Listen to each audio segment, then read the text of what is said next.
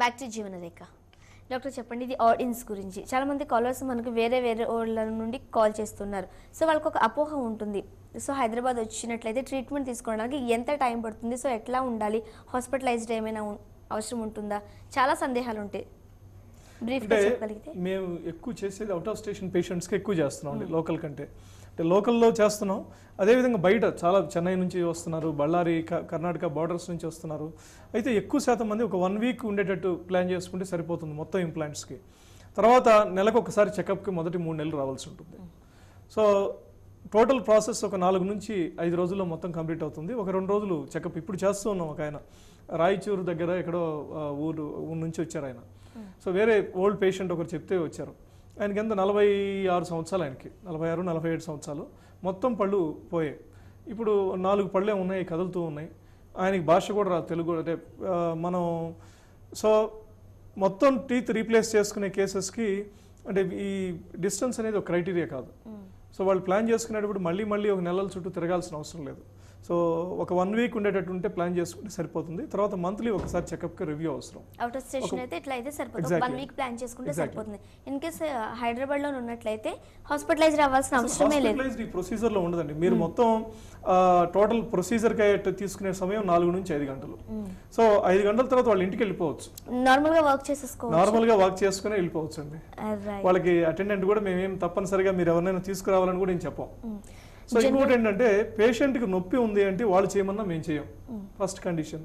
తర్వాత కదిలే పళ్ళన్నీ తీసేస్తా ఉంటున్నారు, ఒకే రోజు అన్ని పళ్ళు తీసేస్తే అంటే మేము ఒకే రోజులు తీసేయాలని ప్రిపేర్ అవ్వం. ముందు 2 తీస్తాం, పేషెంట్ బాడీ రెస్పాన్స్ వస్తాం, తర్వాత 2 ఇలా స్టెప్ బై స్టెప్ కంటిన్యూ చేస్తాం.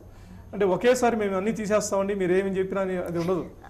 అండర్ అనస్థీషియాలోనే చేస్తారండి, లోకల్ అనస్థీషియాలోనే చేస్తాం. అయితే పేషెంట్ కూడా మేమేం చేస్తున్నాం అన్నీ తెలుస్తూ ఉంటుంది. ఇన్ కేస్ పేషెంట్కి సాధ్యమైనంత వరకు చెప్తూ ఉంటాం, నొప్పి ఉంటే ఎడం చేయి పైకెత్తండి, వెంటనే ఆపేస్తామని. సాధ్యమైనంత వరకు పేషెంట్స్ మాకు భయం, మేము చేసేవాళ్ళ 80% వచ్చి భయం వల్ల ఈ దశకు వచ్చిన వాళ్ళే. సో ఇంకో ఈ ప్రాబ్లం గమనించేది ఎక్కువ శాతం మంది రిచ్ పీపుల్లో మేము చూడట్లేదు, ఎక్కువ మిడిల్ క్లాసు ఇప్పుడు మేము చేసిన ఎక్కువ పేషెంట్స్లో టీచర్లు, చిన్న ఉద్యోగస్తులే. అంటే పెద్ద అంటే కారణం ఏంటంటే నిర్లక్ష్యం, భయం. కొద్దిమందికి డబ్బు ఎక్కువ ఖర్చు అవుతుందేమోనని మొదటి నుంచి అసలు పళ్ళు క్లీనింగ్ కూడా లేకుండా లాస్ట్ వరకు నెగ్లెక్ట్ చేసుకున్న వాళ్ళు ఎక్కువ మంది. అయితే భయపడిన వాళ్ళకి ఒకటే, మనం భయపడుతూ ఉంటే ఎంతకాలం అని భయపడుతూ ఉంటాం. ఒక పంటి నొప్పి కంటే ఈ ఇంప్లాంట్స్ చేసుకునే ప్రాసెస్ సింపుల్ ప్రాసెస్, ఏదో ఒక రోజు చేసుకోవాల్సిందే. అయితే లాస్ట్లో సిచ్యువేషన్ వర్స్ట్ అయిన తర్వాత చేసుకునే కంటే ముందు చేసుకోవడం బెటర్. సో ఇప్పుడు మేము చేసే పేషెంట్స్ కూడా అంటే భయపడిన వాళ్ళు కూడా లాస్ట్కి ఏం చెప్తున్నారంటే ఈ ప్రొసీజర్ కోసం ఇంతకాలం మేము భయపడ్డాం అని చెప్తున్నారు. పంటి నొప్పితో బాధపడే బాధతో పోల్చుకున్నట్లయితే ఇదేం పెద్ద సమస్య ఇది చాలా తక్కువ నొప్పి అండి. రైట్, నెక్స్ట్ దుర్గాప్రసాద్ ఉన్నారు, మాట్లాడదాం. దుర్గాప్రసాద్ గారు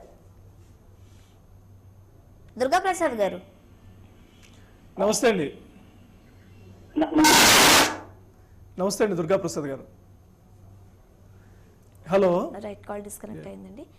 మనం చూసినట్లయితే లోపల ఎముకను బట్టి డెంచర్స్ వేసేవారని చెప్పారు. సో ఈ ఫిక్స్డ్ టీత్కి వచ్చేసరికి లోపల ఎముక ఎంతవరకు ఉండాల్సిన అవసరం ఉంటుంది? అంటే ఒక 8 మిల్లీమీటర్ల కంటే పైన ఎక్కువ ఉంటే మంచిదండి. ఇప్పుడు అంటే ఇంప్లాంట్ ఎముక ఎంత విడ్త్ ఎక్కువ ఎంత ఉంటే అంత ఎక్కువ లోడ్ తీసుకోగలదు.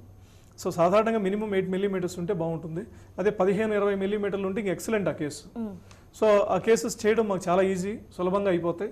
కేసెస్ కూడా వాళ్ళకు కూడా మంచి లోడ్ తీసుకోవచ్చు. ఇంప్లాంట్స్ నెంబర్ కొంత తక్కువైనా పర్లేదు. అంటే మేము థిక్ ఇంప్లాంట్స్ వేస్తాం, అదే లాంగ్ ఇంప్లాంట్స్ వేస్తాం కాబట్టి ఎక్కువ ఇంప్లాంట్స్ నెంబర్ అవసరం లేదు. అయితే చాలామంది ఇలా వచ్చేవాళ్ళు చాలా తక్కువ పర్సెంట్, ఒక 15%, 20% కూడా ఉండరు. ఇంత వచ్చేవాళ్ళు 10% ఉంటారు, 15% ఉంటారు.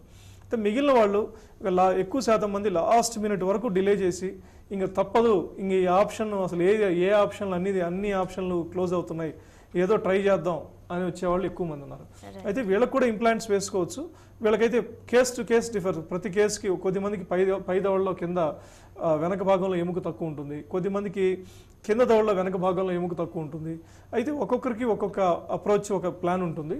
సో ఐడియల్గా మొత్తం ఎముక ఉండే వాళ్ళకి ఒక రకమైన ప్లాన్ ఉంటే, మీడియం ఎముక ఉండే వాళ్ళకి ఒక రకమైన ప్లాన్ ఉంటుంది, ఎముక తక్కువ ఉండే వాళ్ళకి ఒక ప్లాన్ ఉంటుంది. అయితే ఇంతకుముందు ఎముక తక్కువ ఉన్న కేసెస్ మేము రిజెక్ట్ చేసేవాళ్ళం. ఆల్మోస్ట్ 70% మందికి ఎముక మేము ఇంప్లాంట్స్ చేయలేమండి అని చెప్పేవాళ్ళం. అయితే ఇప్పుడు ఆ పరిస్థితి మారింది. ఆల్మోస్ట్ ఇప్పుడు 90% మందికి ఇంప్లాంట్స్ చేయగలుగుతున్నాం. ఒక 5-10% ఎక్స్ట్రీమ్ బాగా అరిగిపోయి ఉంటే వాళ్ళకి మాత్రం చేయలేం. రైట్, నెక్స్ట్ వరలక్ష్మి ఉన్నారు. వరలక్ష్మి గారు. నమస్కారం డాక్టర్ గారు. నమస్తే మేడం. నా పళ్ళు ఎముక అరిగిపోయింది, పళ్ళు కట్టడానికి కుదరదు, అదే ఇంప్లాంటేషన్ చేయడానికి కుదరదు అంటున్నారండి.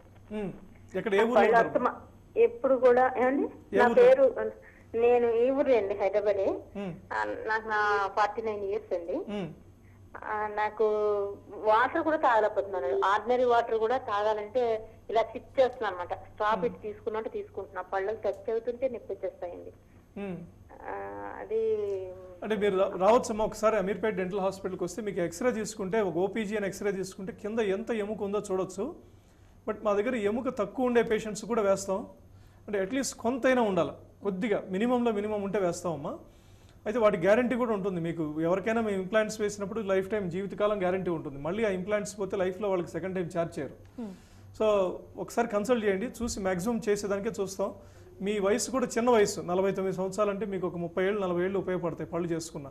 రైట్, మనం ఏ పేషెంట్స్లో ఇంపాసిబుల్ అన్న స్టేజ్కి వస్తారు? పూర్తిగా అసలు ఎముకే లేదు, డైరెక్ట్ కింద నరువు పైనే ఉంది, పైన డైరెక్ట్ సైనస్ పైన, అంటే పైన సైనస్ అని ఉంటుంది, ఆ సైనస్ పైన అసలు ఎముకే లేకుండా పూర్తిగా అరిగిపోయిన వచ్చిన కేసులకి పాసిబుల్ కాదండి. అంటే వీళ్ళు ఎక్కువ శాతం మంది చిగుర్ల వ్యాధి పేషెంట్స్ ఉంటారు. అంటే చిగుర్ల వ్యాధి, నోటి దుర్వాసన వల్ల పళ్ళన్నీ కదులుతూ ఉంటాయి. చాలామందికి ఒక అపోహ ఉంటుంది, వాటికే అవే రాలి పడిపోవాలి, మనం తీర్చకూడదని. అవి రాలి పడిపోతూ ఉంటే ఆ సెప్టిక్ని కింద ఉండే ఎముకను తినేసేదానికి వాళ్ళు అలౌ చేస్తున్నారు. కింద మొత్తం ఎముకనంతా ఖాళీ చేసి వెళ్ళిపోతుంది. సో ఒకసారి పళ్ళు ఎక్స్రే తీసుకున్న తర్వాత 70% కంటే ఎముక వెళ్ళిపోయింది అంటే తప్పనిసరిగా వాటిని తీర్చేసుకొని కొత్త పళ్ళు కట్టించుకోవడం, ఇంప్లాంట్స్ చేసుకొని పళ్ళు కట్టించుకోవడం బెస్ట్ ఆప్షన్. సో అలా కాకుండా చాలామంది ఇంకా అది మొత్తం తినేసి దాని తర్వాత మళ్ళీ సెట్ ట్రై చేసి ఆ సెట్ వల్ల ఇంకా ఉన్న మిగిలిన ఎముక కూడా అరిగిపోయి ఇంకా అసలు సెట్ పెట్టుకుంటే జారిపోతుందనే స్టేజ్లో వస్తారు. సో మీరు ఏదో ఒకటి చేయండి. ఇప్పుడు ఖర్చు ఎంతైనా పెట్టుకుంటామండి. మీరు జనరల్ ఇంప్లాంట్స్ ఇప్పుడు ఇంపోర్టెడ్ ఏదో దొరుకుతున్నాయి అంటున్నారు. అంటే ఒకటి, అసలు పూర్తి ఎముక లేకుండా ఎవరేం చేయలేరు. ఎంతైనా ఎంతో కొంత ఎముక ఉండాలి. అయితే ఇంతకుముందు రోజుల్లో బాగా ఎక్కువ ఎముక ఉంటేనే వేసేవాళ్ళం. ఇప్పుడు మీ ఎముక కొంత తగ్గున్నా వేస్తున్నాం. అయితే సాధ్యమైనంత వరకు ఎర్లీ స్టేజెస్లోనే బెటరు. తర్వాత ఇంకోటి కాస్ట్ ఫ్యాక్టర్కి వచ్చేసరికి ఎంత తక్కువలో చేస్తారండి అంటున్నారు. తర్వాత అదేవిధంగా ఎందుకండి ఇన్ని ఇంప్లాంట్స్ నెంబర్ తగ్గించుకోవచ్చు కదా అని. మనం ఒకసారి కొరికినప్పుడు మన పళ్ళ లోడు 25 కేజీల నుంచి 30 కేజీల లోడ్ ఉంటుంది. సో అంత లోడ్ తీసుకోవాలి టీత్ పైన అంటే వాటికి సఫిషియెంట్ కింద ఉండే ఇంప్లాంట్ సపోర్ట్ చేయాలి. సో వాళ్ళు సపోజ్ వయసు కూడా ఒక 20 ఏళ్ళు 30 ఏళ్ళు వాళ్ళు జీవిస్తారనుకుంటే వాళ్ళ వయసుని బట్టి, సో వాళ్ళకి ఇచ్చే ప్లాన్ వచ్చి నెంబర్ ఆఫ్ ఇంప్లాంట్స్ ఎక్కువ వేసుకుంటేనే ఎప్పుడు లాంగ్ టర్మ్లో బెనిఫిట్ ఉంటుంది. అదే 65 70 దాటిన తర్వాత 70 years దాటిన తర్వాత సో వాళ్ళకి ఇచ్చే ప్లాన్లో కొంత తగ్గిన ఎంతో కొంత సపోర్ట్ చేస్తుంది. వాళ్ళు కూరగాయలు తినేదానికి లేదా మొక్కజొన్న ఇప్పుడు మొలకెత్తే విత్తనాలు ఇలాంటివి తినేదానికి ఉపయోగపడుతుంది. అదే 45 సంవత్సరాల వాళ్ళకి వాళ్ళు అన్ని నార్మల్ పర్సన్ ఎలాంటివి తినేదానికి ఇష్టపడతారో అలాంటి ఆహారం ఇష్టపడతారు.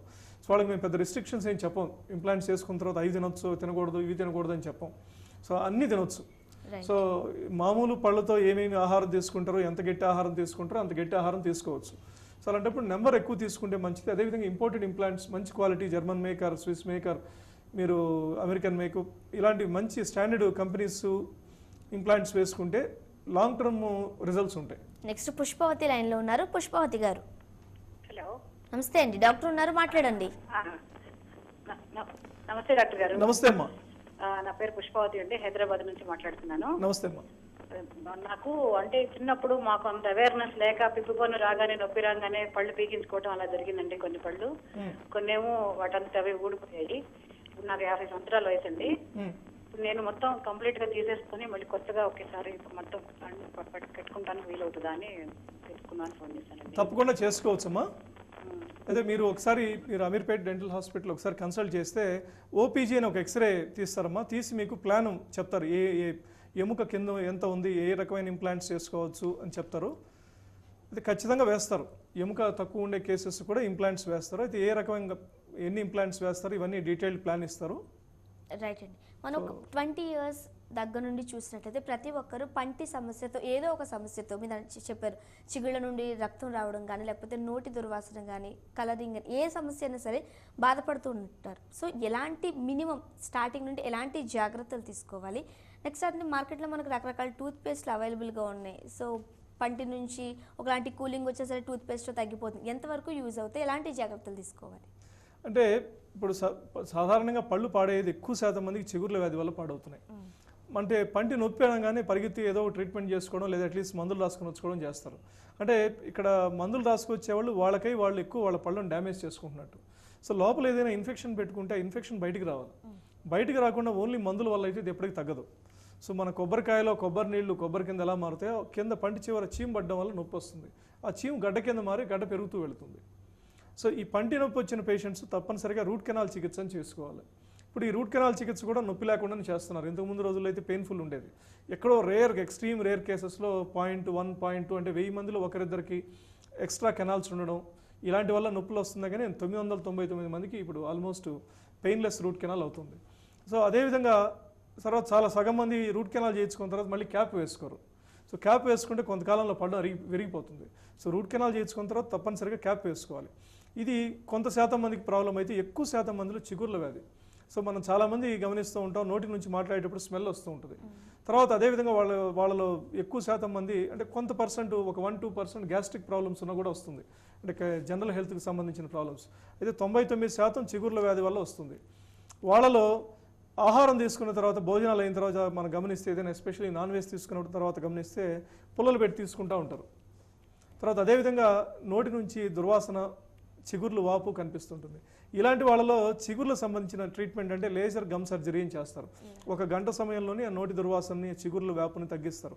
అయితే ఇప్పటికీ చాలామంది సర్జరీ అనేసరికి భయపడి వెళ్ళిపోతూ ఉంటారు. ఇది నొప్పి ఉండదు, 1 అవర్ టైంలోనే కంప్లీట్ అవుతుంది. ఆఫీస్ మధ్యలోనే వచ్చి కంప్లీట్ చేసుకుని వెళ్ళొచ్చు.